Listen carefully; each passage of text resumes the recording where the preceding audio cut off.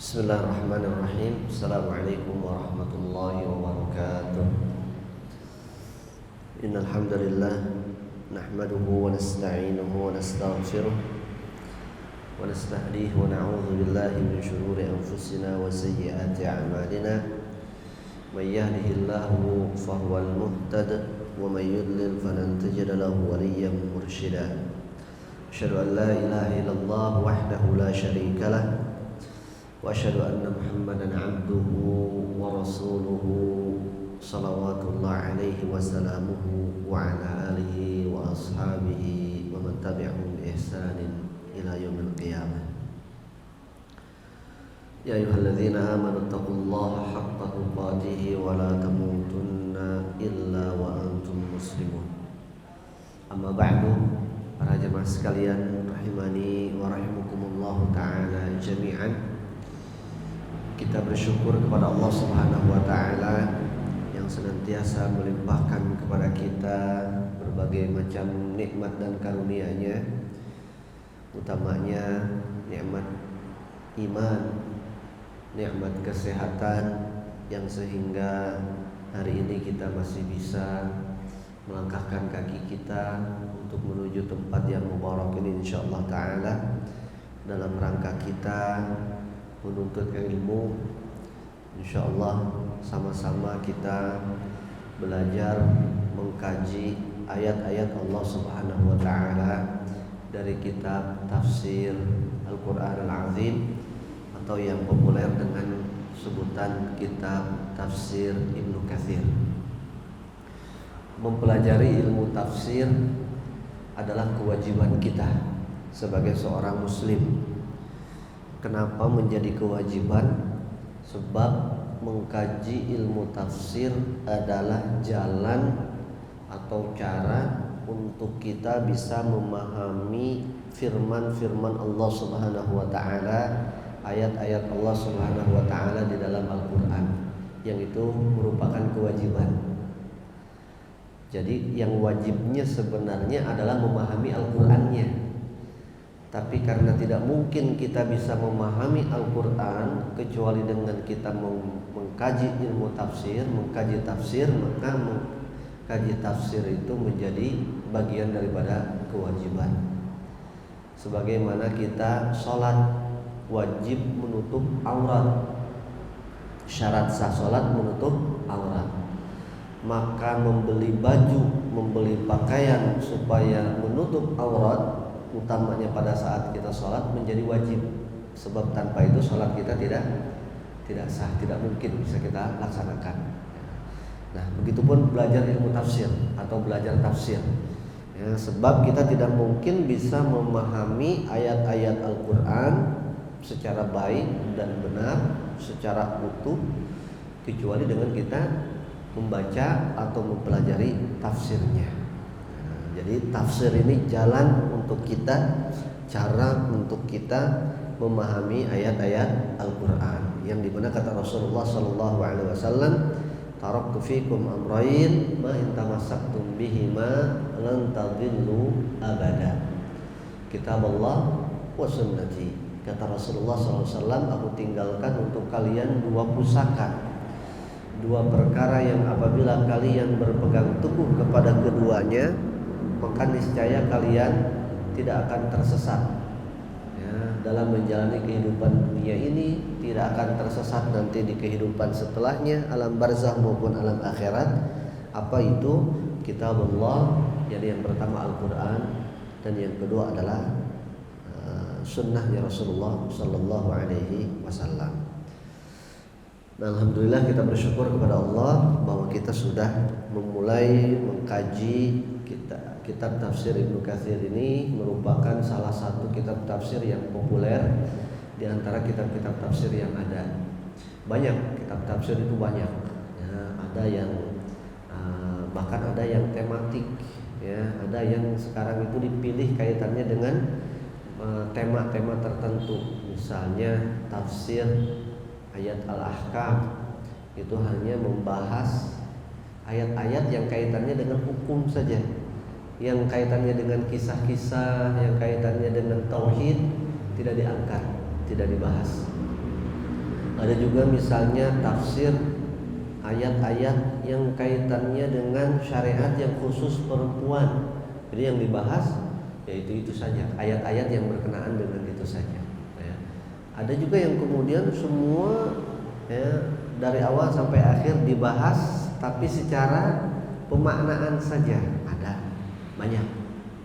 Ya, biasanya tafsir pemula seperti itu, Aisarut Tafasir, Taisir Karimir Rahman, Tafsir Ma'anil Quran dan yang lain-lain. Ada yang bahkan lebih mendalam lagi, dikaji dari berbagai macam sisi, bahkan dari linguistiknya Al-Quran itu, dari sisi bahasanya juga dikaji. Ini banyak, diantaranya adalah yang paling besar dan yang merupakan induk tafsir adalah tafsir At-Tabari, ya, tafsir Imam At-Tabari. Nah, termasuk adalah tafsir Ibnu Katsir ini juga lebih banyak mengambil referensinya daripada kitab tafsir At-Tabari tersebut. Tafsir Ibnu Katsir ini merupakan tafsir pertengahan, ya, tafsir pertengahan. Ya, dia mengupas semua ayat-ayat yang ada dalam Al-Quran, ya, dijelaskan oleh beliau, ditafsirkan oleh beliau Imam Ibnu Katsir, ya, dengan penafsiran bil ma'thur. Ya, penafsiran bil ma'thur itu Al-Quran ditafsirkan lagi dengan ayat Al-Quran yang berkaitan, kemudian ditafsirkan dengan hadis-hadis nabawi, kemudian ditafsirkan dengan pendapat-pendapat atau pemahaman-pemahaman para sahabat dan ulama-ulama terdahulu ridwanullah alaihim ajma'in. Jadi sekali lagi belajar ilmu tafsir, ya, jangan sampai bosan, ya, jangan sampai jenuh, ya. Sebab sekali lagi ini adalah salah satu cara atau bahkan mungkin satu-satunya cara untuk kita bisa memahami Al-Quran secara baik dan benar. Nah, kita sedang membahas surat Al-Baqarah dan sudah sampai ke ayat yang ke-60, insyaallah seperti demikian dalam perjumpaan kita yang lalu, di mana kita sedang membahas kisah Bani Israel. Yang sedang kita bahas ini walaupun kisah, tetapi banyak sekali pelajaran dan bahkan hukum yang bisa kita ambil daripada kisah-kisah tersebut, sebagaimana para ulama menyampaikannya kepada kita.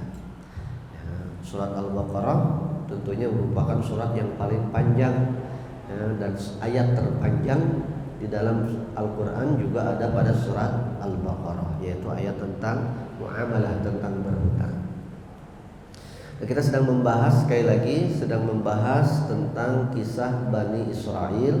Dalam perjumpaan kita yang lalu kita sudah sampai kepada ayat yang ke-60, di mana Bani Israel sedang dibimbing oleh Nabi Musa alaihi salam dalam sebuah perjalanan mereka, kemudian diberikan banyak ujian oleh Allah Subhanahu wa taala, banyak kenikmatan juga, banyak mukjizat yang turun kepada nabi mereka, tetapi kemudian semua itu belum, ya, menjadi bahan yang cukup untuk mereka meningkatkan keimanan dan ketakwaannya, ketaatannya kepada Allah Subhanahu wa taala. Bahkan yang terakhir kita baca kemarin bahwa Nabi Musa alaihi salam diperintahkan oleh Allah Subhanahu wa taala untuk memukulkan tongkatnya kepada batu, ya, yang keras, kemudian muncullah daripada batu tersebut 12 mata air. 12 mata air ini jumlahnya sesuai dengan jumlah kabilah yang ada pada Bani Israel, sehingga setiap kabilah di antara mereka itu tidak perlu kemudian rebutan untuk mengambil air yang pada saat itu sangat mereka butuhkan, karena masing-masing sudah diberikan, ya. Tetapi, ya, itu sekali lagi tidak membuat mereka merasa cukup, ya, merasa bersyukur kepada Allah Subhanahu wa taala, sehingga meningkatkan keimanan, ketakwaan, ketaatan mereka kepada Allah Subhanahu wa taala. Sehingga pada ayat berikutnya, ya, pada ayat ke-60 ke-61 ya, Allah Subhanahu wa taala berfirman mengisahkan tentang Bani Israel. Kata Allah Subhanahu wa taala, "Wa idh qultum ya Musa lan nasbira 'ala ta'amin wahid fad'u lana rabbaka yukhrij lana mimma tunbitul ardu min baqliha wa kithaiha wa fumiha wa 'adasiha wa basaliha qala atastabdiluna alladhi huwa adna billadhi huwa khair ihbitu misran fa inna lakum ma sa'altum wa duribat 'alaihim adh-dhillatu wal maskanah wa ba'u bighadabin minallah dzalika bi annahum kanu yakfuruna bi ayatillahi wa yaqtuluna an-nabiyyina bighairil haqq dzalika bima 'asaw wa kanu ya'tadun. Nah, dalam surat Al-Baqarah ayat ke-61 ini Allah Subhanahu wa taala kembali menambahkan kisah ya kepada kita tentang perjalanan Bani Israel ini. Ingat kisah di dalam Al-Qur'an ya itu hampir ya sepertiga daripada isi Al-Qur'an. Ya, termasuk di dalam surat Al-Baqarah ini ya kisah tentang Bani Israel ini mengambil porsi yang mengambil porsi atau ayatnya banyak sekali yang mengisahkan tentang Bani Israel ini.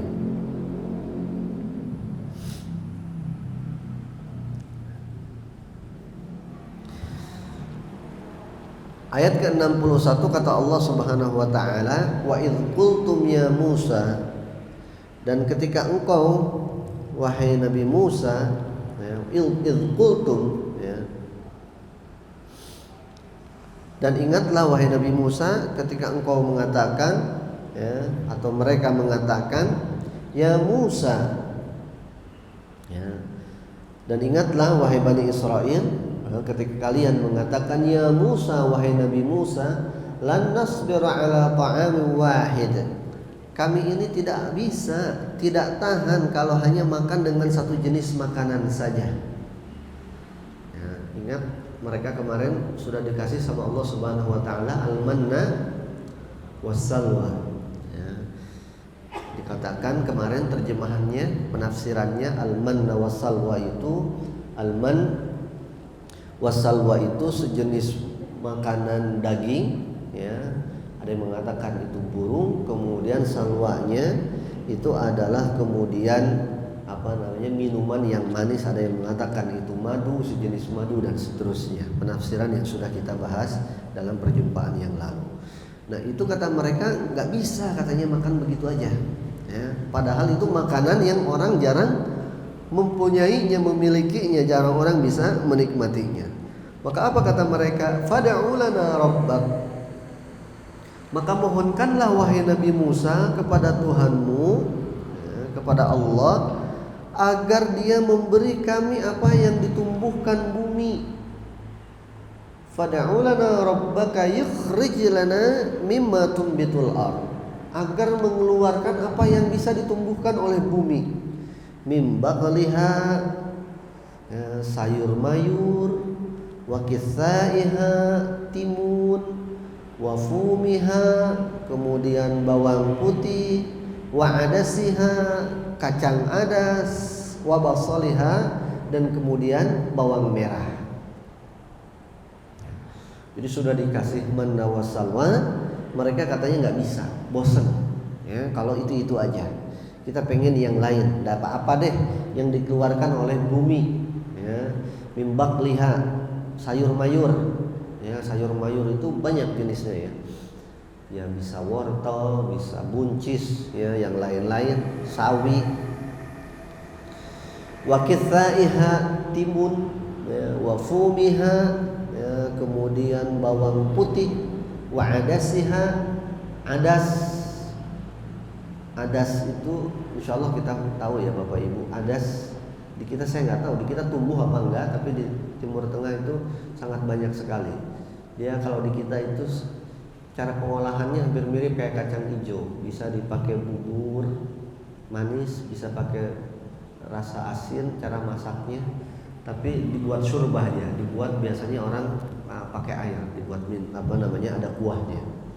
Wa basaliha, dan kemudian basal, bawang merah. Jadi mereka minta itu semua. Maka kata Nabi Musa alaihi salam, qala tastabdiluna alladhi huwa adna billadhi huwa khair. Kata Nabi Musa, ini kalian ini aneh sekali. Apakah kalian mau minta diganti, mau minta ditukar apa yang lebih baik, manna wasalwa billadhi al-adna, dengan sesuatu yang lebih rendah, dengan tadi yang mereka sebutkan, sayur mayur, kemudian timun, bawang putih, bawang merah. Ini daging, madu, mau ditukar bawang putih, mau ditukar timun. Ihbitu misra fa inna lakum ma sa'altum. Kalau cuman begituan, kata Nabi Musa alaihi salam, kalian tinggal pergi ke pasar, tinggal pergi ke kota, tinggal pergi ke suatu daerah, maka itu akan didapatkan dengan banyak. Timun, bawang putih, bawang merah, ada sayur mayur. Itu tinggal pergi ke pasar induk dapat abrak-abrak, ya kan? Apalagi kalau pergi ke Brebes, bawang merah banyak, bawang putih banyak. Nah, ini sudah dikasih yang bagus kok malah minta yang jelek. Nah, kata Imam Ibnu Katsir, di dalam ayat ini Allah Subhanahu wa taala mengingatkan kepada Bani Israel tentang kenikmatan yang sudah Allah turunkan kepada mereka. Dua nikmat, dua kenikmatan, yaitu al-manna wassalwa. Manna wassalwa itu ibarat tentang makanan dan minuman yang sehat dan enak, jadi bergizi. Ya, sekarang kan makanan itu kadang-kadang enak tapi tidak sehat, ya kan? Ada makanan sehat tapi di lidah dirasa kurang enak. Nah, kalau manna wasalwa itu sudah merasanya enak, ya kan? Kemudian kandungannya juga sangat menyehatkan. Ta'aman thayyiban nafi'an hani'an sahla. Kata Imam Ibnu Katsir, manna wasalwa itu adalah makanan yang thayyib, yang baik, nafi'an, bermanfaat untuk kesehatan tubuh, kemudian hani'an, lezat, ya kan? Enak, ya, wasahla, ya. Dan kemudian menyegarkan, ya. Hani'an sahla. Hani'an sahla itu hampir satu makna. Jadi kalau bahasa kita tadi sudah lezat dan juga sehat, ya. Sekali lagi, tidak semua, kadang-kadang makanan itu dirasa lezat kemudian dia sehat, ya. Makanya ada yang disebut dengan junk food, ya kan? Dia enak sebenarnya itu kan, enak, makanya laku dia. Tapi disebutnya junk, disebutnya sampah, disebutnya kotor, disebutnya penyakit. Kenapa? Karena nggak sehat. Tapi kalau bicara enak, enak, semua orang sepakat enak, ya. Tapi juga ada kadang-kadang makanan yang secara kandungan gizinya, kata ahli gizi, wah ini bagus dimakan dan seterusnya, tapi di lidah kurang nyaman dirasanya begitu. Nah, tapi kalau manna wasalwa ini mengumpulkan kedua sifat itu, sehat iya, nikmat juga iya. Kemudian ikhwatal iman wal Islam, lalu nikmat yang sedemikian besar itu, makanan yang sedemikian nikmat dan sehat itu, oleh Bani Israel minta diganti. Mereka katakan bosan kalau minum dan makan itu saja, sehingga mereka minta diganti dengan makanan-makanan yang, mohon maaf, yang murah, ya. Alladzi huwa adna, ya, yang lebih rendah, ya, lebih rendah itu dari sisi harganya lebih murah. Ya, masa daging sama sayur mahalan mana ya? Mahalan daging kan ya. Kemudian bawang merah sama madu misalnya begitu, mahalan mana ya? Jelas mahalan madu. 1 kilo madu, apalagi kalau cider itu sampai 2,5 juta. Bawang merah berapa sekilo? Saya nggak tahu harga bawang merah berapa. Mungkin 20.000 kali ya. Nah, jadi jauh sekali, tidak bisa dibandingkan sebenarnya. Makanya kata Allah Subhanahu wa taala, atastabdiluna alladzi huwa adna billadzi huwa khair. Ya.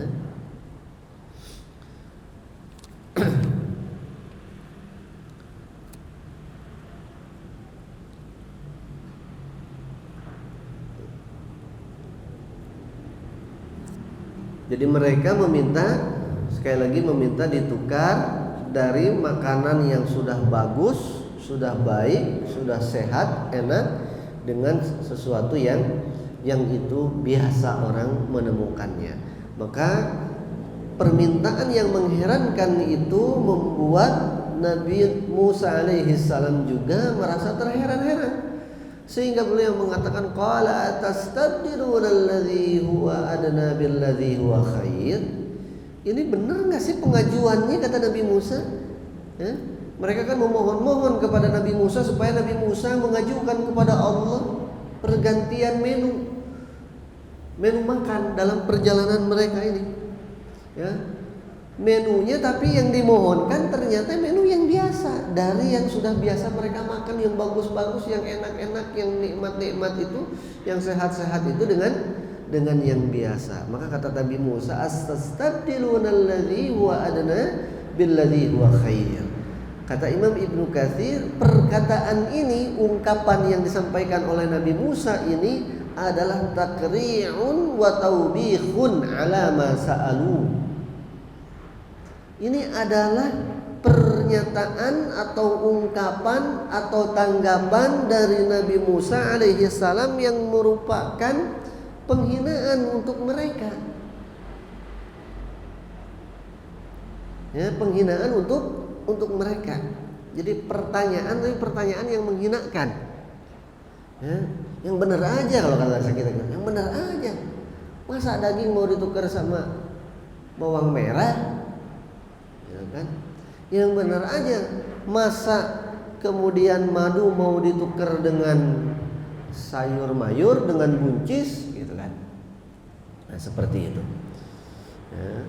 Tapi bukan berarti kemudian makanan-makanan yang itu tuh, yang tadi yang sayur mayur, kemudian adas, bawang merah, bawang putih, sesuatu hal yang dilarang atau sesuatu hal yang tidak bermanfaat, tidak sehat, bukan. Ya.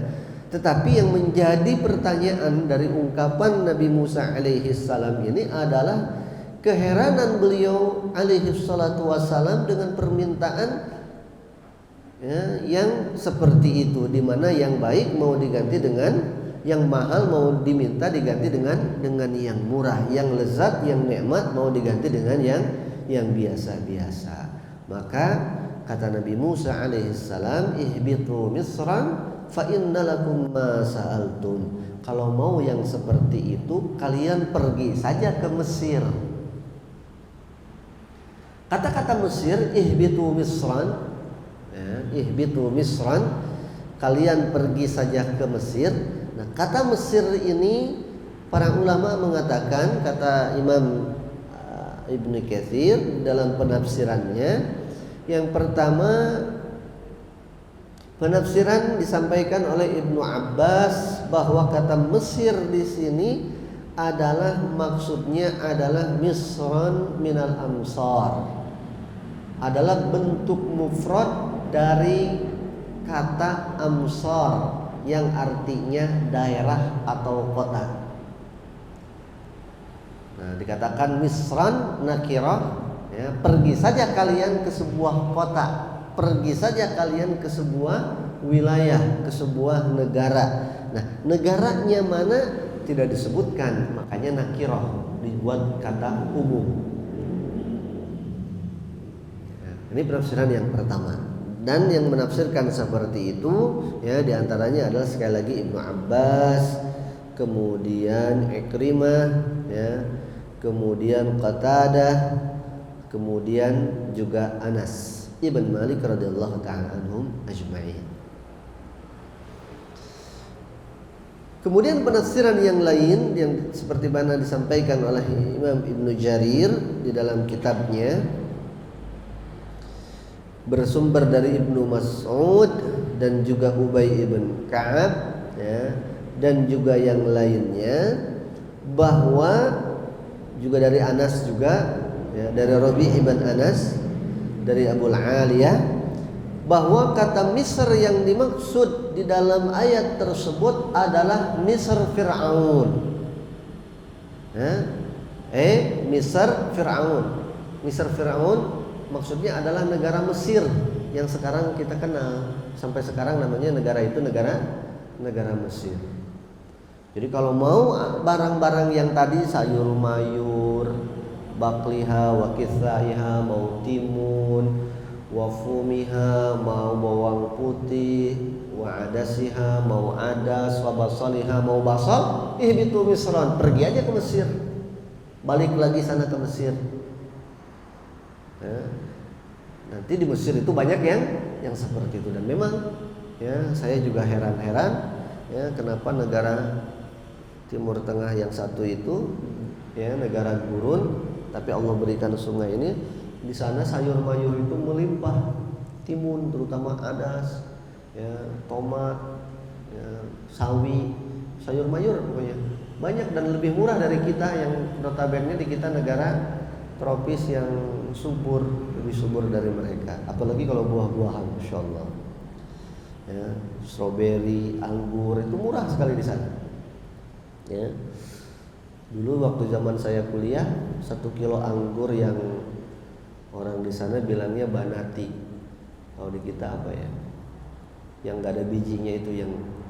Nah itu tuh cuman 2 pon, 3 pon, 5 pon mungkin kalau lagi masih jarang belum musimnya. Tapi kalau lagi musim panen raya sampai 2 pon. Ya. Zaman saya 1 pon Egypt itu 1.600 rupiah. Jadi kalau 2 pon cuma 3.200. Itu dapat anggur udah yang paling bagus.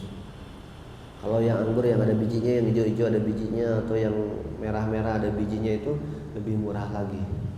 Ya, kadang-kadang kalau kita beli buah yang lain dikasih hadiah itu kalau lagi musim banget.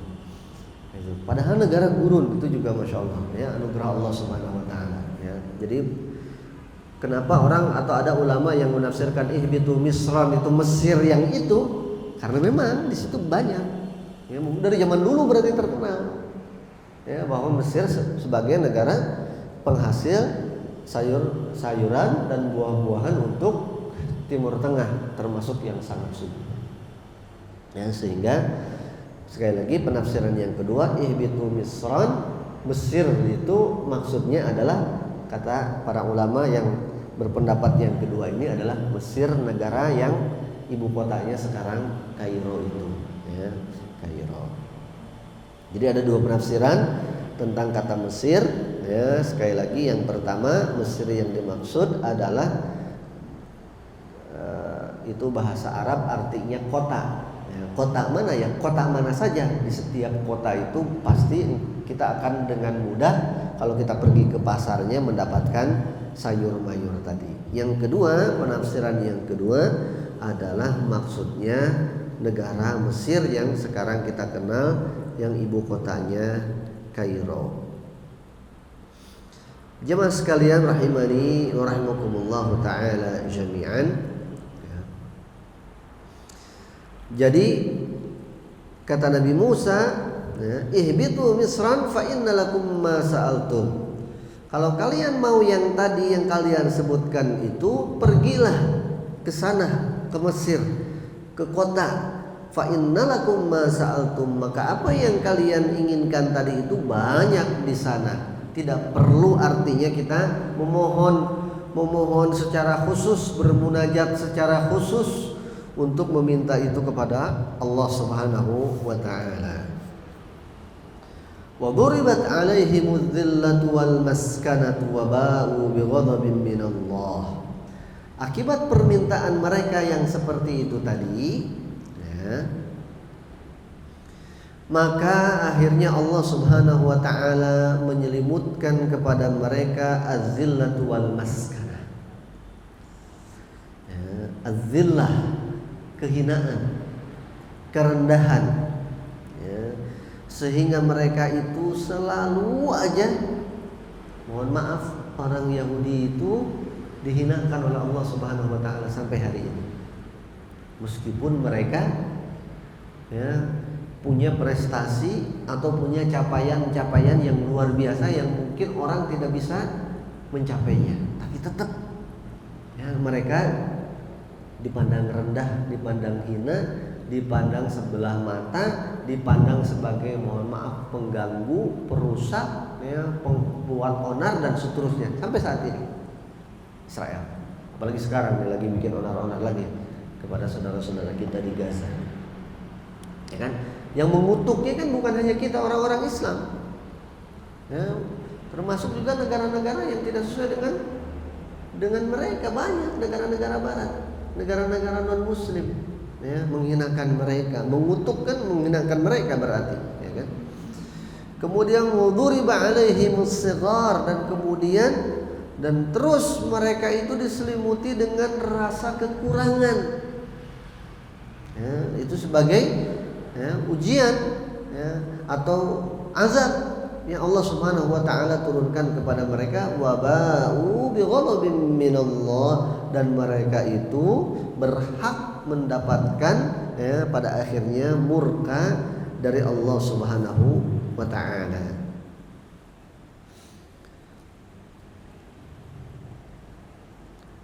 Wa duribat alaihimuz zillah.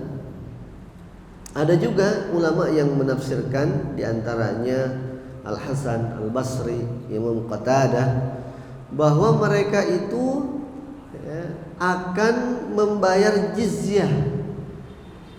Ya, mereka itu membayar jizyah an yadin wa hum saghirun. Membayar jizyah itu membayar upeti ya, pada saat mereka hidup, wa hum saghirun, dalam keadaan mereka hina, dalam keadaan mereka rendah. Kalau kita runut-runut Bani Israel zaman dahulu sampai saat ini ya, mungkin saat ini dalam tanda petik kondisinya sekarang mereka lebih baik karena mereka punya, katakanlah, punya kekuasaan, punya wilayah saat ini, walaupun wilayahnya juga hasil rampasan dan seterusnya. Tapi ya, kalau kita lihat lagi sejarahnya ke depan dan skenario Allah untuk mereka ke depan, tidak akan mereka itu dalam puncak kejayaan, itu tidak akan ya, tidak akan ya, tidak akan ya. Nah, ini waduribat, karena memang sudah Allah Subhanahu wa taala ikrarkan untuk mereka, waduribat alaihimuz zillatu wal maskanah. Allah selimutkan kepada mereka az-zillah, kerendahan, kehinaan, wal maskanah, dan bahkan kemiskinan. Waba'u bighadabin minallah, dan mereka akan mendapatkan murka dari Allah Subhanahu wa taala.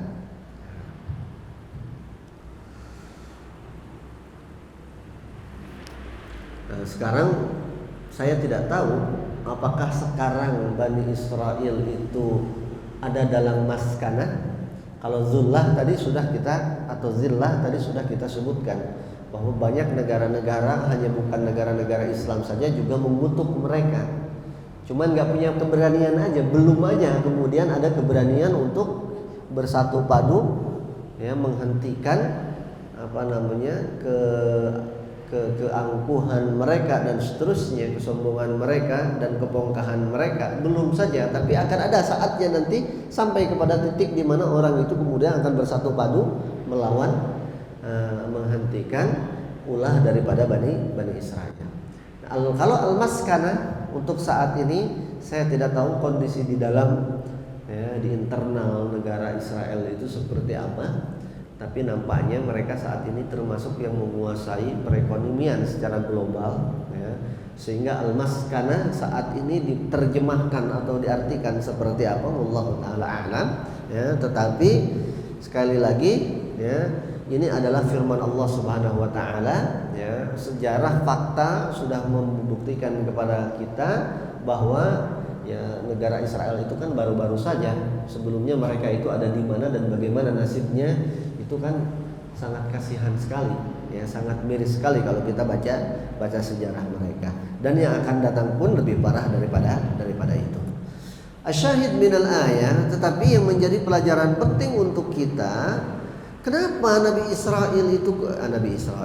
Israel itu kemudian duribat alaihimuz zillatu wal maskanah wa ba'u bi ghadabin minallah, ditimpakan oleh Allah kepada mereka ini semua, ya, kehinaan, ya, kemudian al-faqah, kemiskinan, ya, kesusahan, dan kemudian mereka akan ditimpakan juga murka dan azab dari Allah Subhanahu wa taala yang lain. Kenapa? Nah, ini yang menjadi pelajaran untuk kita, supaya kita tidak seperti mereka, ditimpakan kepada kita nanti az-zillah, kerendahan, kehinaan, al-maskanah, kemiskinan, kemudian waba'u bi ghadabin minallah, dan kemurkaan dari Allah. Ternyata yang menyebabkan semua itu, kata Allah Subhanahu wa taala, dzalika bi annahum kanu yakfuruna bi ayatillah. Sebab mereka itu yakfuruna bi ayatillah, mereka itu kufur, ingkar, ya, menentang kepada ayat-ayat Allah Subhanahu wa taala. Wa yaqtuluna an-nabiyyina bighairil haqq, dan mereka membunuh nabi-nabi yang diutus kepada mereka bighairil haqq, dengan cara yang tidak hak, dengan tidak benar.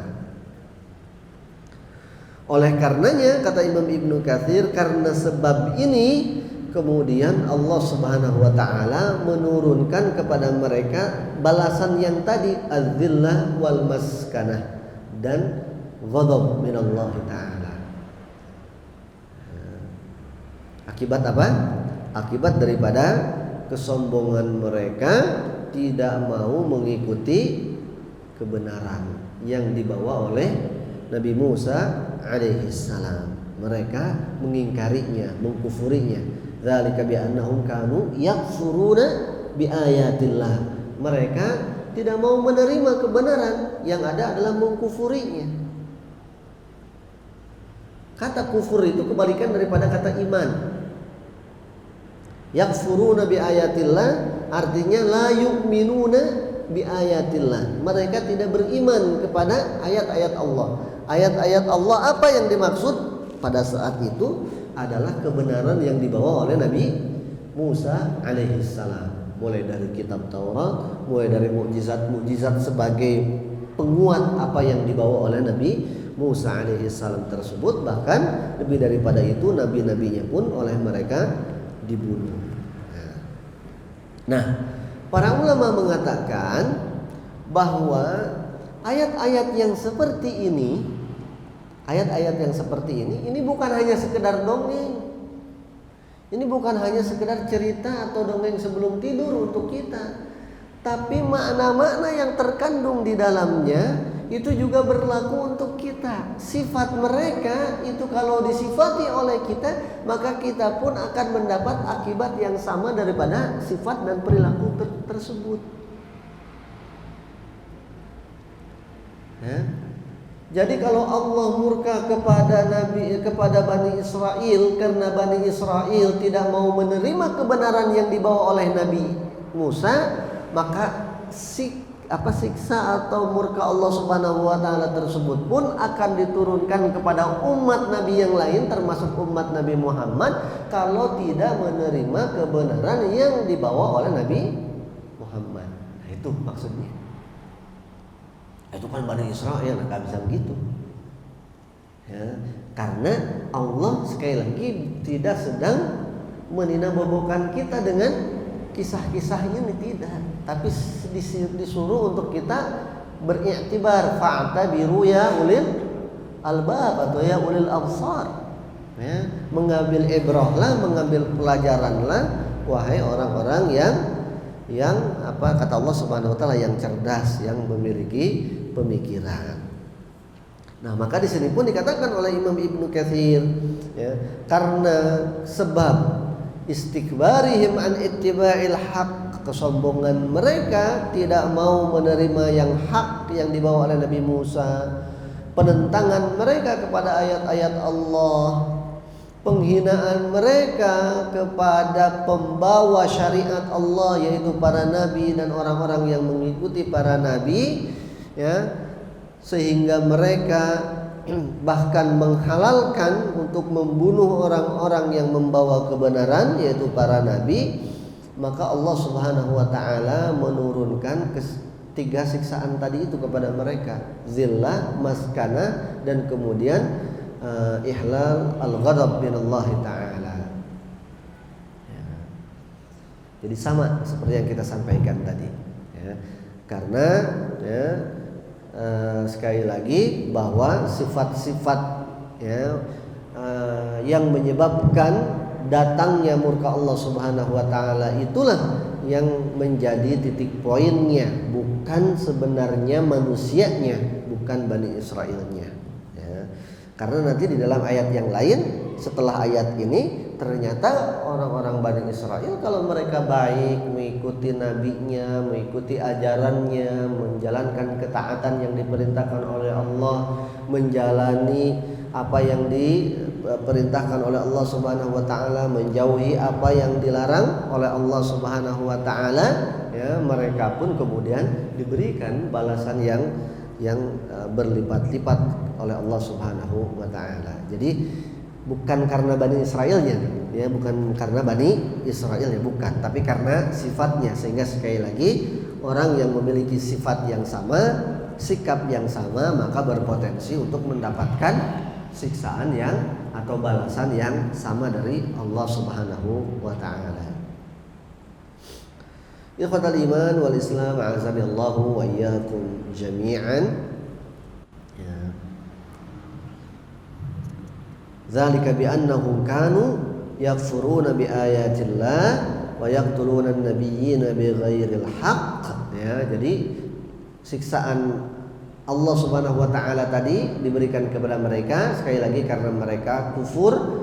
Ya, kufur artinya kebalikan daripada keimanan kepada apa yang dibawa oleh nabi mereka, dalam hal ini Nabi Musa alaihi salam, dan mereka membunuh para orang-orang yang membawa kebenaran tersebut, yakni para nabi bighairil haq. Zalika bima asaw wa kanu ya'tadun. Ya, kata Imam Ibnu Katsir, ini adalah alasan yang lain yang menyebabkan mereka mendapatkan balasan tadi itu, yaitu apa? Zalika bima asaw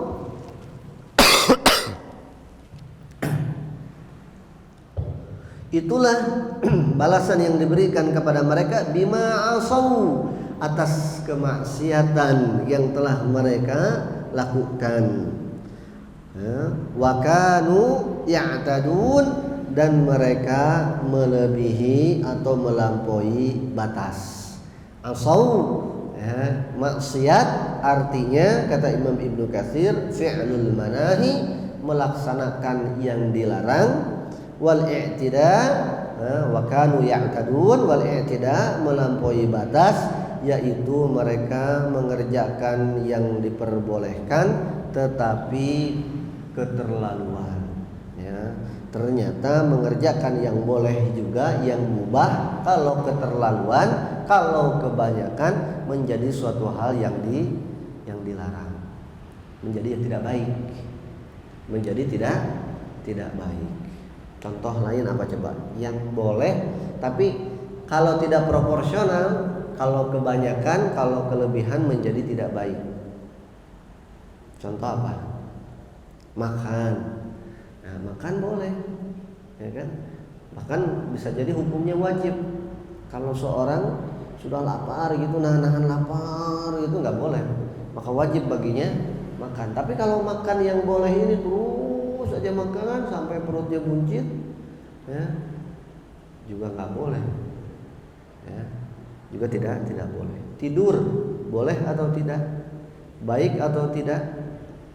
Ya, baik kalau dilakukan pada waktunya sesuai kebutuhannya. Tapi kalau seharian orang tidur aja, menjadi nggak baik, menjadi pemalasan kan gitu. Nah ini, itu namanya tidak ya'tadun tadi. Nah orang Bani Israel itu seperti itu. Ya, mereka bermaksiat, yang dilarang sama Allah dikerjakan, ya, yang diperbolehkan apalagi dikerjakannya bahkan berlebihan. Nah, jadi kesalahan mereka ini kalau kita lihat di dalam ayat ini, yakfuruna bi ayatillah wa yaqtuluna nabiyyin, kemudian asaw ya'tadun. Ada 4 kesalahan, ya, ada 4 kesalahan, kekeliruan atau kejelekan yang dilakukan oleh Bani Israel sehingga oleh Allah Subhanahu wa taala buribat alaihimuz zillatu wal maskana wa ba'u bi ghadabin minallah. Khatal iman wal Islam azani Allah wa iyyakum jami'an. Sekali lagi bahwa ayat ini tidak hanya sedang berkisah atau mengisahkan, mendongengkan kepada kita tentang Bani Israel semata, ya, yang mana mereka dilaknat oleh Allah, mereka itu ditimpakan kepada mereka kehinaan, ditimpakan kepada mereka kemiskinan, ya, dan kemudian mereka senantiasa di setiap waktunya mendapatkan kemurkaan dari Allah Subhanahu wa taala. Kalau namanya kemurkaan dari Allah itu ya bentuknya siksa. Enggak mungkin Allah murka sama seseorang kemudian dikasih nikmat. Itu enggak, ya. Jadi murka ini dalam sekali maknanya. Nah, kenapa mereka sekali lagi mendapatkan itu semua? Karena 4 hal di dalam ayat ini. Karena mereka kufur, tidak mengimani ayat-ayat Allah, kebenaran yang datang yang dibawa oleh Nabi.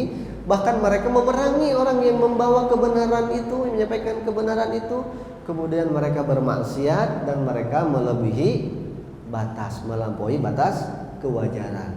Nah, 4 hal ini kalau dikerjakan oleh selain Bani Israel juga sama akan menyebabkan apa yang menimpa kepada Bani Israel. Nah, itu poin pentingnya. Kemudian di ayat yang berikutnya, ayat yang ke-62, kata Allah Subhanahu wa taala, innal ladzina amanu wal ladzina hadu wan nasara was-sabiina man amana billahi wal yawmil akhir wa amila shalihan falahum ajruhum 'inda rabbihim wala khaufun 'alaihim wala hum yahzanun. Sesungguhnya orang-orang yang beriman dan orang-orang yang Yahudi dan Nasrani, ya, dan Sabiin yang di antara mereka beriman kepada Allah, beriman kepada hari akhir dan mengerjakan amal saleh, maka bagi mereka pahala di sisi Allah Subhanahu wa taala dan tidak ada ketakutan untuk mereka dan tidak ada rasa sedih pula atas mereka.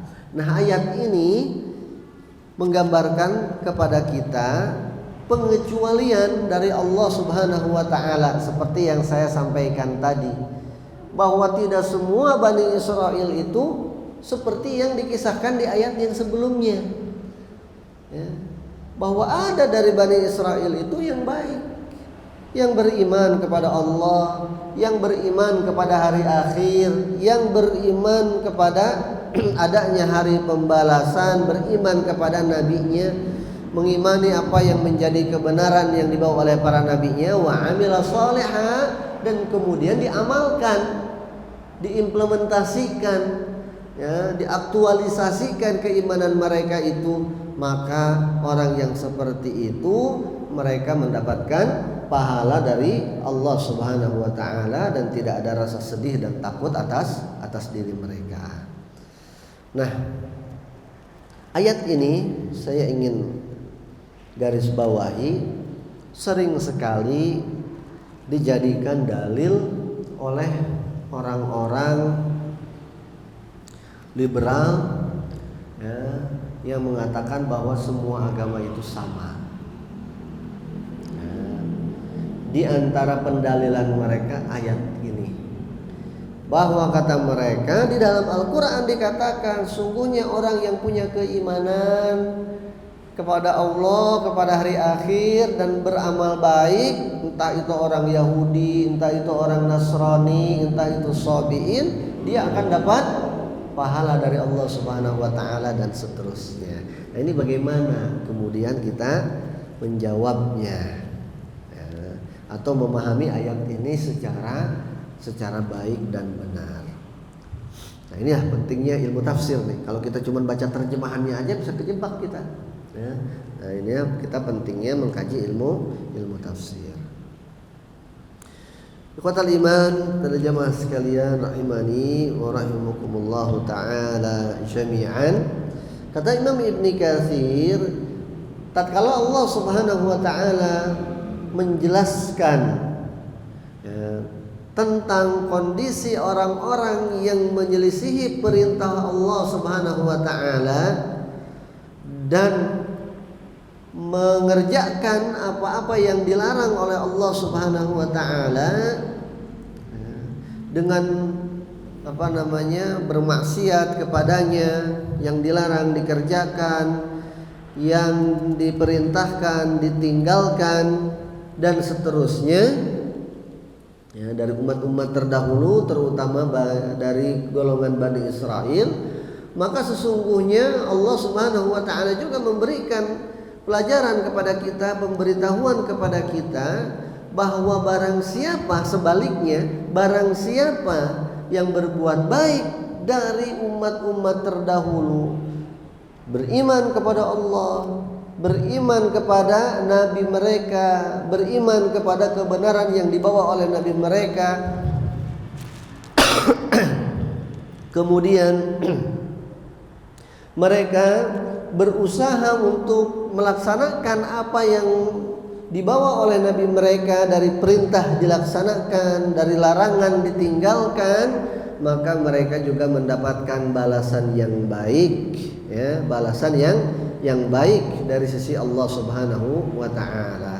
Maka sesungguhnya kata Imam Ibnu Katsir, setiap orang yang mengikuti rasulnya ya, setiap orang yang mengikuti rasulnya pada masa diutusnya rasul itu, maka dia akan mendapatkan kebahagiaan yang sejati, kebahagiaan yang hakiki ya, mereka tidak akan mendapatkan ketakutan ya, dan juga kesedihan, yakni mendapatkan siksaan dari Allah Subhanahu wa taala. Ingat tadi kata Imam Ibnu Katsir, setiap orang yang mengikuti Rasul pada masanya. Nah ini akan dijelaskan oleh beliau nanti. Maka kata beliau, rahimahullahu taala, ya, Allah Subhanahu wa taala berfirman di dalam surat Fussilat ayat ke-30, innal ladzina qalu rabbunallahu tsumma istaqamu tatanazzalu alaihimul malaikatu alla takhafu wa la tahzanu wa abshiru bil jannati allati kuntum tu'adun. Sesungguhnya orang-orang yang mengatakan rabbunallah, kami beriman, Rabb kami Allah, tsumma istaqamu, lalu kemudian dia konsisten, istiqamah, tatanazzalu alaihimul malaikah, maka akan berturun malaikat kepada mereka atas perintah Allah Subhanahu wa taala. Lalu malaikat itu mengatakan, alla takhafu wa la tahzanu, tidak usah khawatir, tidak usah takut atas diri kalian, atas masa depan kalian, wa abshiru, dan kabar gembira untuk kalian, bil jannatil lati kuntum tu'adun ya, kabar gembira untuk kalian adalah surga yang telah dijanjikan kepada kalian. Maka ya, kata Imam Ibnu Katsir ya, ayat ini ya, adalah ayat yang sangat umum, sebagaimana dikatakan oleh As-Sudi ya, di dalam periwayatan penafsiran daripada ayat ini,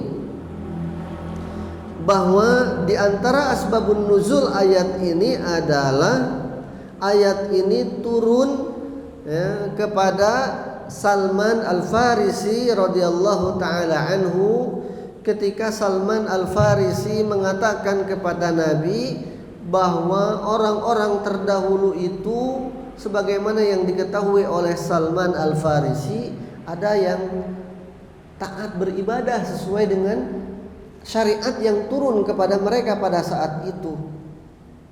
Bahkan ada orang yang belum bertemu denganmu wahai Nabi Muhammad, mereka juga saum, mereka juga salat, bahkan mereka juga beriman kepadamu ya sebelum engkau diutus.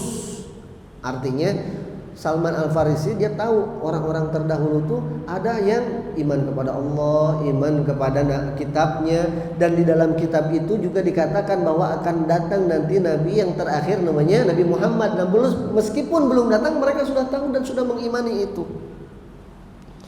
Lalu bagaimana hukum mereka ini? Nah, kemudian turunlah ayat ini. Ketika Nabi Muhammad SAW ditanya oleh Salman ya dengan pertanyaan tadi, maka Allah Subhanahu wa taala menjawab pertanyaan tersebut melalui ayat ini. Innalladzina amanu walladzina hadu wan nasara was-sabiin man amana billahi wal yaumil akhir. Orang-orang yang beriman ya, baik itu dari golongan Yahudi maupun Nasrani maupun dari Sabiin, kalau mereka beriman kepada Allah, beriman kepada hari akhir, dan mereka beramal soleh, maka mereka akan mendapatkan pahalanya. Nah, ayat ini ya kemudian kata Imam Ibnu Katsir, artinya adalah bahwa keimanan orang-orang Yahudi pada masa kenabian Nabi Musa alaihi salam itu diperhitungkan oleh Allah Subhanahu wa taala. Dianggap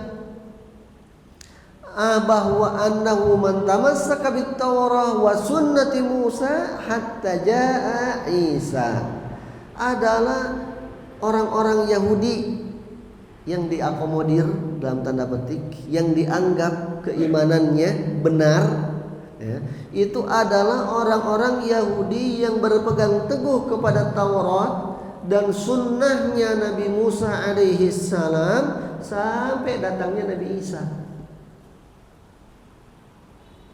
Itu maksudnya, bukan yang kemudian sampai sekarang, bukan.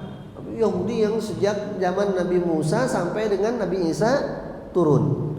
Setelah turun Nabi Isa ya, maka falamma jaa Isa kana man tamassaka bit Taurah wa akhadha bi sunnati Musa falam yada'ha wa lam yattabi' Isa kana halikan. Kata Imam Ibnu Katsir, nah ini supaya enggak dipelintir-pelintir nanti rekaman saya ya, bahwa setelah datang Nabi Musa alaihi salam, kemudian setelah datang Nabi Isa, maka barang siapa yang masih tetap saja ya, ikut ajaran Nabi Taurat, ikut kepada sunnahnya Nabi Musa, tidak meninggalkannya dan tidak mengikuti Nabi Isa, kana halikan, maka orang yang seperti itu menjadi orang yang celaka ya. Jadi kenapa? Karena masanya sudah selesai sampai datangnya Nabi Isa alaihi salam. Wa imanun Nasara, dan keimanan orang-orang Nasara, anna man tamassaka bil Injil minhum wa syara'i Isa kana mu'minan maqbulan minhu hatta jaa Muhammadun sallallahu alaihi wasallam. Kemudian kata Imam Ibnu Katsir, dan keimanan orang-orang Nasrani ya, yang mereka berpegang teguh kepada Injil yang dibawa oleh Nabi Isa ya, dan syariat-syariat yang dibawa oleh Nabi Isa, ajaran-ajaran Nabi Isa, kana mukminan makbulan, maka keimanannya adalah keimanan yang diterima oleh Allah Subhanahu wa taala ya, yang masuk ke dalam ayat yang tadi ya, innalladzina amanu walladzina hadu wan nasara was-sabiin, masuk ke dalam ayat ini hatta jaa Muhammadun sallallahu alaihi wasallam, sampai diutusnya, diangkatnya Nabi Muhammad sallallahu alaihi wasallam. Faman lam yattabi Muhammadan minhum wa yada' ma kana alaihi min sunnati Isa wa Injil kana halikan, Maka barang siapa setelah datang Nabi Muhammad tidak meninggalkan Injil, tidak meninggalkan ajaran-ajaran Nabi Isa, dan kemudian mengikuti ajaran Nabi Muhammad, kana halikan, maka orang itu akan celaka. Ya, akan celaka. Dan tapi sesungguhnya, ya, itu disampaikan oleh Imam Ibnu Katsir. Tapi sesungguhnya kalau seseorang itu betul-betul berpegang teguh kepada Taurat, kepada ajaran Nabi Musa, maka sesungguhnya secara otomatis ketika datang Injil, ketika datang Nabi Isa, dia akan berpindah secara otomatis. Karena di ajaran yang sebelumnya sudah diajarkan begitu. Begitupun dengan orang yang berpegang teguh kepada ajaran Nabi Isa alaihissalam, kepada Injil, maka ketika datang Nabi Muhammad, secara otomatis dia akan lurus keimanannya, akan menerimanya. Seperti orang naik kereta, ya, naik kereta misalnya dari Bekasi mau ke Bogor, naik KRL komuter lain sampai di Senen misalnya. Maka kalau dia betul-betul mau ke Bogor, naik keretanya mau sampai di Bogor, maka ketika sampai di Senen dia turun, pindah kereta yang mau naik yang jurusan Bogor, maka dia akan sampai ke Bogor. Tapi kalau dia di kereta itu saja sampai besok pun, kalau dia nggak turun-turun, nggak pindah kereta, ya dia di atas keretanya nyampe lagi Bekasi, balik lagi Senen, itu aja muter-muter. Nah, kurang lebih seperti itu kalau kita analogikan. Jadi orang kalau pada saat itu percaya benar-benar, mengimani benar-benar, artinya imannya benar, ya, mengikuti ajarannya secara benar, maka secara otomatis ketika datang Nabi Isa dengan Injilnya, orang akan berpindah.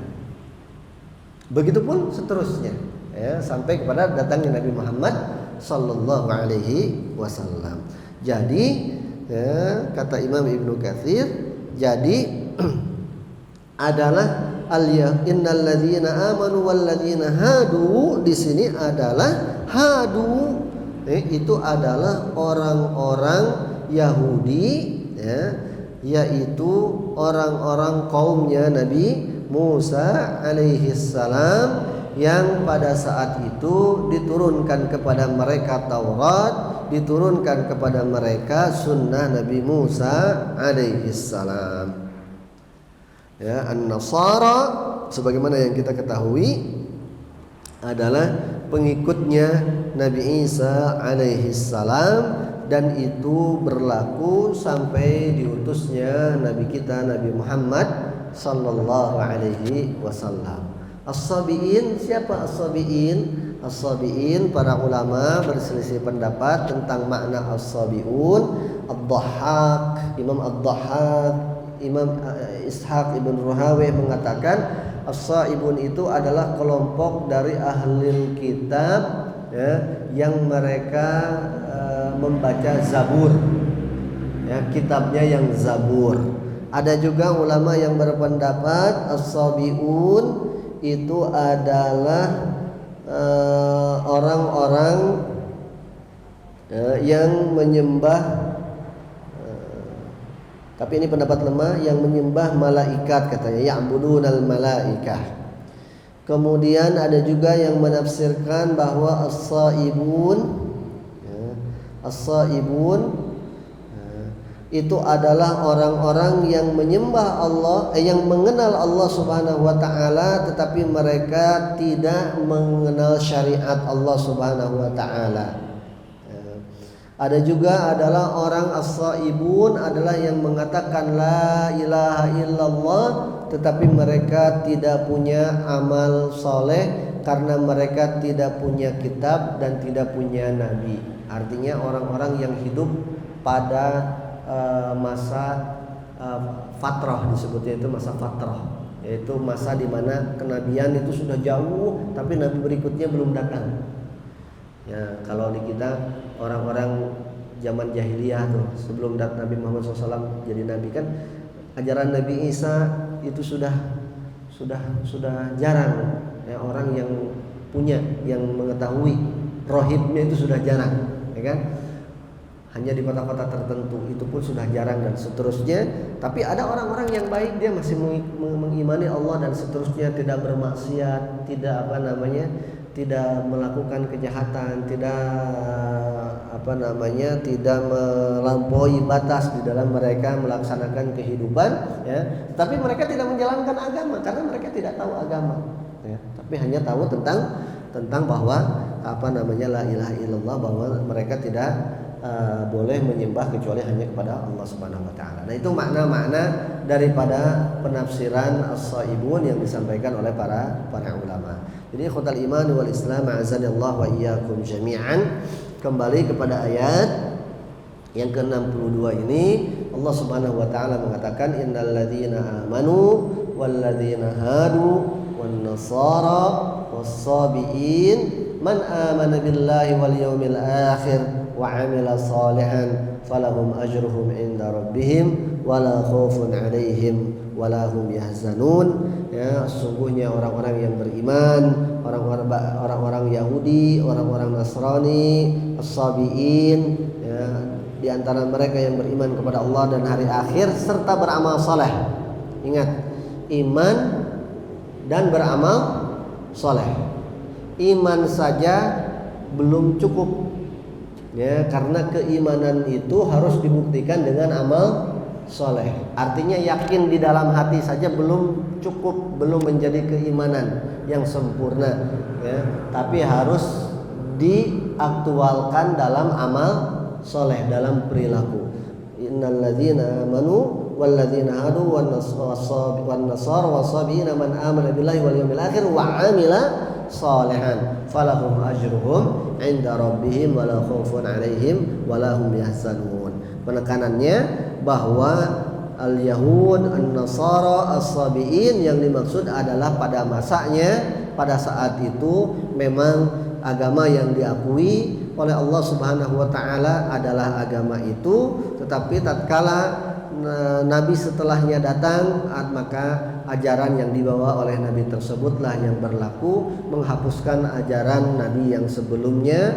Dan untuk kita saat ini tentunya ajaran Nabi Musa, ajaran Nabi Isa kita yakini itu datang dari Allah Subhanahu wa taala, tetapi untuk menjalankan syariatnya tentunya tidak menjadi keharusan lagi karena sudah diganti, ya, disempurnakan dengan ajaran yang dibawa oleh Nabi Muhammad sallallahu alaihi wasallam, yaitu ajaran Islam. Sehingga kata Allah Subhanahu wa taala, "Wa may yabtaghi ghairal islami dina fala yuqbala minhu wa huwa fil akhirati minal khasirin." Barang siapa yang mencari selain ajaran Islam sebagai agama dan menjadikannya sebagai agama, falan yuqbala minhu, maka tidak akan diterima untuk saat ini.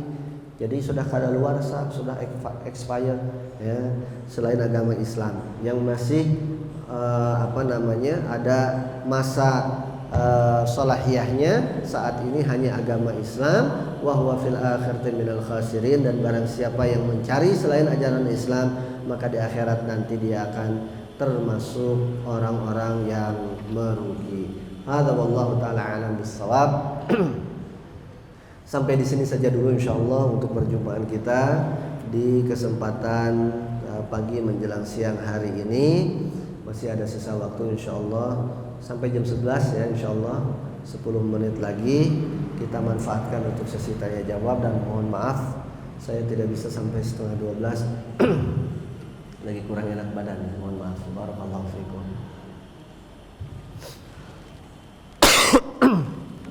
Ya, barangkali ada yang mau sharing atau tanya jawab, dipersilakan.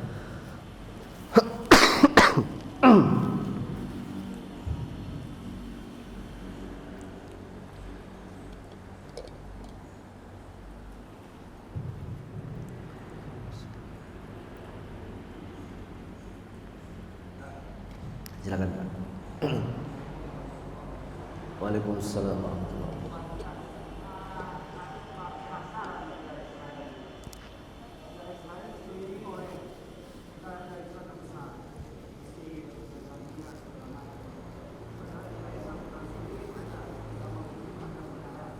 Ya. Ya.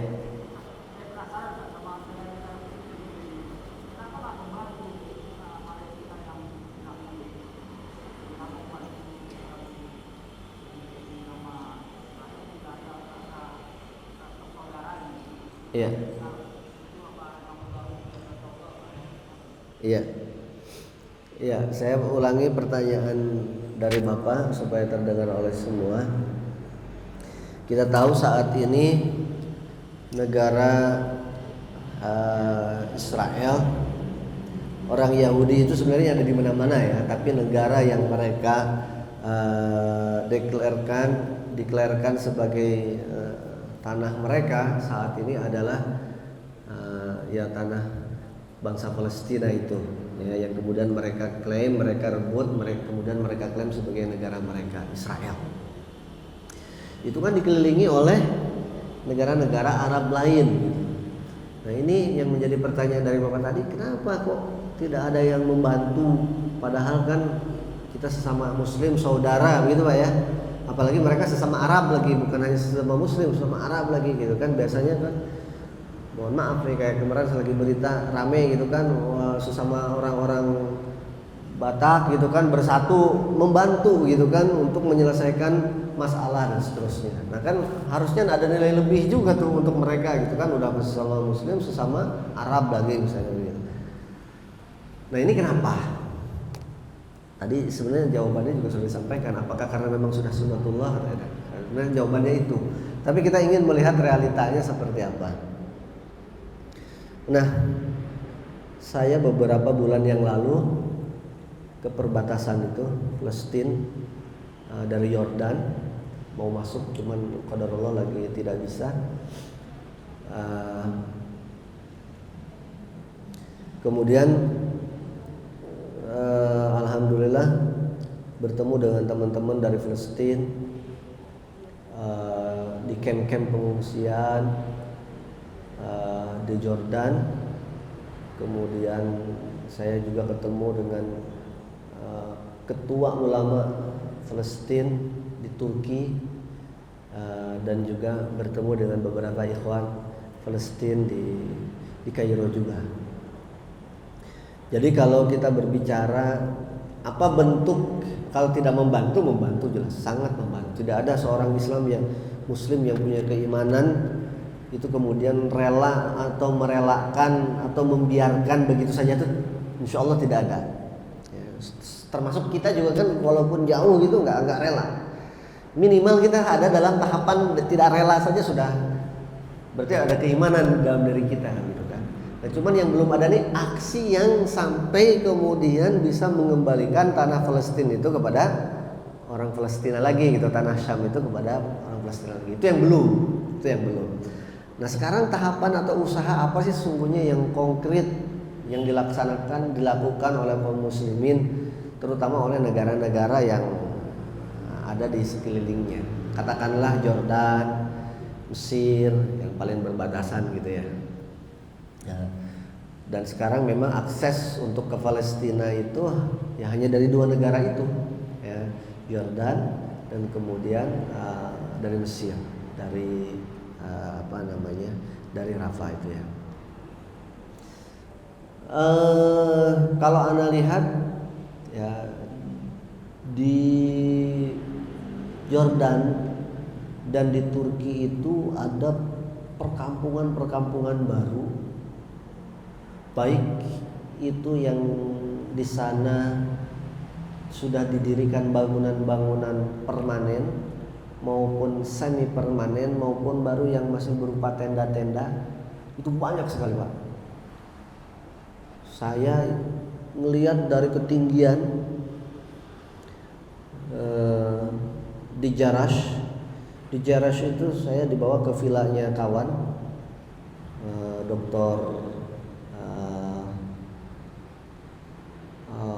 Dr. Khalid Bani Umar.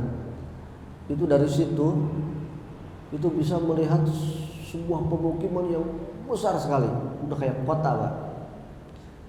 Itu kata dia, itu semua yang tinggal di situ itu orang Palestina. Orang Palestina. Jadi sudah dibuatkan apartemen permanen gitu. Jadi selama ini saya juga kadang-kadang a priori gitu ya, mana aja nih gitu kan. Nah ternyata luar biasa, ribuan, dan itu mereka ya ya disuplai makanannya, ya minumannya, ya pakaiannya, ya anak-anaknya yang bersekolah dan seterusnya dan seterusnya.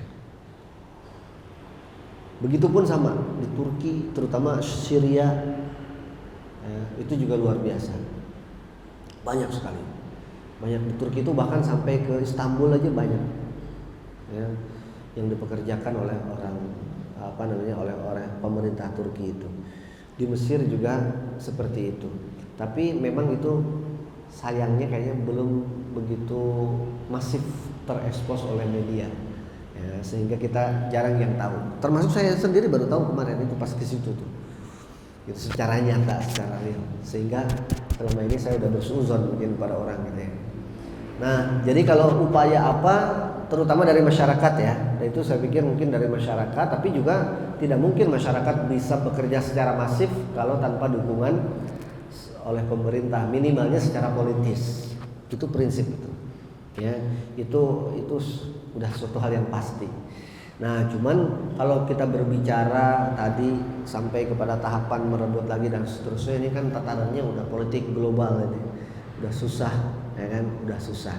Malah yang lucunya adalah bahwa misalnya beberapa penghasilan gas ya dari Mesir, dari Jordan itu disedot dijual ke Israel mentahnya ya, oleh Israel dijual lagi termasuk ya ke Mesir ya, termasuk ke Jordan sendiri. Itu yang saya belum sampai ilmunya ke sana lah untuk ngomong gitu. Itu. Ini yang menyedihkan untuk kita. Itu yang menyedihkan untuk kita ya.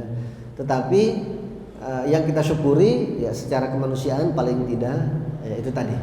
Ternyata ya mereka mendapatkan kehidupan, bahkan pengusaha-pengusaha di Jordan itu tidak sedikit adalah mereka yang notabene tadinya orang hijrah dari Filistin, ya, dari Suriah gitu, yang orang-orang kaya di sana pindah ke Jordan ya, mereka usaha di Jordan walaupun mungkin kewarganegaraan masih sana dan seterusnya. Ya, jadi kita doakanlah mudah-mudahan kedepannya lebih baik lagi insyaallah. Tapi kalau kita berbicaranya tadi apakah ini sudah sunnatullah, nah ini kalau kita berbicaranya pakai peta itu ya, pakai peta hadis gitu kan, apa yang akan terjadi di kemudian hari ya, kalau joknya teman-teman jangan dulu lah katanya perang sama Israel katanya gitu. Karena itu akan menjadi tanda daripada hari kiamat nanti kan, dekatnya hari kiamat gitu. Ya, tapi itu hanya candaan saja. Artinya nanti suatu masa akan tiba waktunya di mana mereka akan kalah. Ya, ketika peperangan itu nanti dipimpin oleh Imam Mahdi gitu kan, sampai kepada mereka kocar-kacir harus sembunyi di balik batu, di balik pepohonan, yang kalau mereka bersembunyi di balik batu, di balik apapun itu akan berbicara, balik pohon itu akan berbicara pohonnya, kecuali ada satu pohon gitu kan yang mereka tidak mau berbicara, yang konon kemudian pohon itu sekarang dibudidayakan di sana begitu. Sebenarnya bukan dibudidayakan sih, kayaknya itu pohon liar kayak alang-alang gitu, warqat itu ya, cuma dia rindang, itu pohonnya rindang kayak alang-alang sebenarnya, rindang gitu. Jadi kalau kita masuk ke situ nggak kelihatan karena saking rindangnya itu ya. Kalau saya ibaratkan di sini kayak pohon apa ya, beringin rindangnya begitu. Kalau beringin kan gede ke atas gitu, kalau ini daunnya itu sampai ke tanah dan tidak segede itu ya. Insya Allah bisa cari googling pohon gorkon. Nah, itu wallahu ta'ala seperti itu Pak ya. Tetapi juga tentu itu menjadi sebagai salah satu hikmahnya adalah ladang kebaikan juga untuk kita ya, ladang kebaikan untuk kita ya. Bagaimana itu menjadi ladang kebaikan untuk kita? Yang pertama, bagi orang-orang yang ada di sana di Palestina adalah pintu jihad untuk mereka selalu terbuka. Yang kedua, ladang kebaikan untuk kita bagaimana kita ikut ya kan mendoakan mereka, ikut berbagi dengan mereka. Ya kan ada tuh banyak yayasan-yayasan yang menyalurkan donasi untuk mereka dan seterusnya. Walaupun kemarin ya qadarullah seperti itu beritanya gitu kan, tapi ya, jangan menjadi putus asa ya. Banyak lembaga-lembaga yang lain yang auditable insyaallah taala, yang laporan keuangannya teraudit secara publik begitu oleh akuntan publik, yang kita bisa titipkan donasi kita melalui mereka. Insya Allah banyak pintu kebaikan terbuka dengan adanya itu. Bismillah. Demikian insya Allah ya. Barakallahu fiik, sudah jam 11. Sekali lagi saya mohon maaf ya mengurangi jadwal yang harusnya sampai jam setengah 12 ya. Barakallahu fiikum, semoga dapat memaklumi dan semoga Allah Subhanahu wa taala berikan kepada kita semuanya kesehatan, ya, kekuatan iman dan Islam, dan taufik untuk kita senantiasa beramal saleh ya, dengan keimanan dan ilmu yang kita miliki, kita aktualisasikan, kita implementasikan dalam amal-amal soleh di dalam keseharian kita. Allahumma amin. Kita tutup dengan doa kifaratul majlis. Subhanakallahumma wa bihamdika asyhadu an la ilaha illa anta astaghfiruka wa atubu ilaik. Wa sallallahu ala nabiyyina Muhammad wa alihi wa sahbihi ajma'in. Wa akhiru da'wana alhamdulillahi rabbil alamin. Wassalamualaikum warahmatullahi wabarakatuh.